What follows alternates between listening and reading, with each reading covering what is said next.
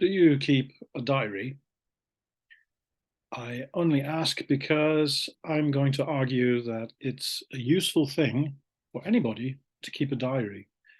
Not because anything we do is very interesting, but it's just a way of recording what you do and helps you think. As you get older, you can't remember all the great ideas that you have, or even the not so great ideas that you have. And a diary is a great place to keep it. That's what I think. So that's what this lesson is all about. Tips for writing a journal. Maybe journal is better than diary.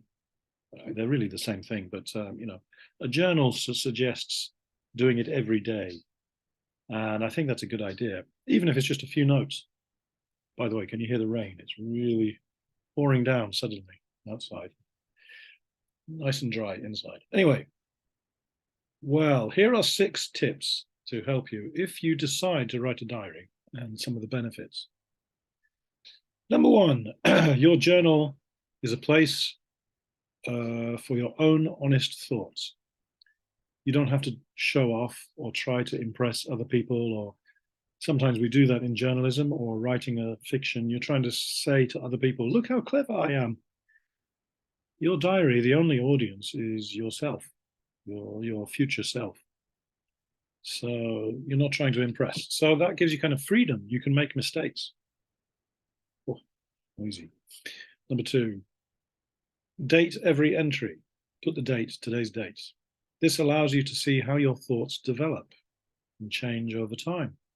Maybe you find that you keep coming back to the same ideas, or if you reread, you can avoid the same ideas and come up with new ideas. Okay. Number 3, keep and reread what you write. Often the entries that feel like throwaways contain the seeds for future insights. In other words, sometimes you're just in a hurry and write down the first thing that goes in your head, and you don't really think it's important. But then a few weeks later, you look back and you think, well, that's actually a really good idea. I could do something with that idea. Number 4, write quickly. Keep your pen or cursor, if you're using a computer, keep it moving. This way you will overcome your inner critic. Don't edit your entries. The inner critic is that little voice in your head saying, oh, that's not very good. Oh, reword that, change that, change that. No, it's a diary. It's just throw your ideas down. It's your, what we writers call a first draft, the first version. It's not there to be perfect. Just put spelling mistakes, kanji errors, everything. Draw a little picture, it's fine.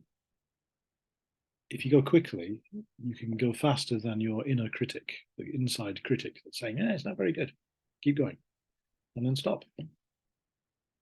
Number 5, start writing, keep writing. So start with the present moment. What are you thinking right now as you write this? And then maybe you have a feeling about a story or about what happened today. What you'll find, I find, once you start writing something, you can keep going until you realize, oh, I don't have time for this. I've got to go to work, or I've got to pick up the kids, or whatever, do my homework. Number 6, the final point, tell yourself the truth. There's no point in lying to yourself. This is your own personal journal. It's not for publication. It's your ideas. It's no use if you're lying to yourself. And I think you'd be able to tell if you're lying or not. Wow, it's really tipping it down outside. Oh. Okay, so there are some questions here. Your homework, by the way, is to get a cheap notebook. Here's one I got from a 100 yen shop. It's just 100 yen, and I write in here lots of things. Actually, most of it is just sort of like ideas for saving money and just things that were going through my head. Ideas for lessons, many things. Oh, it's getting noisy. I almost have to shout, make myself heard. I hope you can hear me okay. Okay, 3 points under the speaking section. What are the advantages for you of keeping a journal? What do you think? Number 2, what are the disadvantages of keeping a journal? I've talked about all the advantages. Maybe a disadvantage is takes time, and I sometimes lose the actual.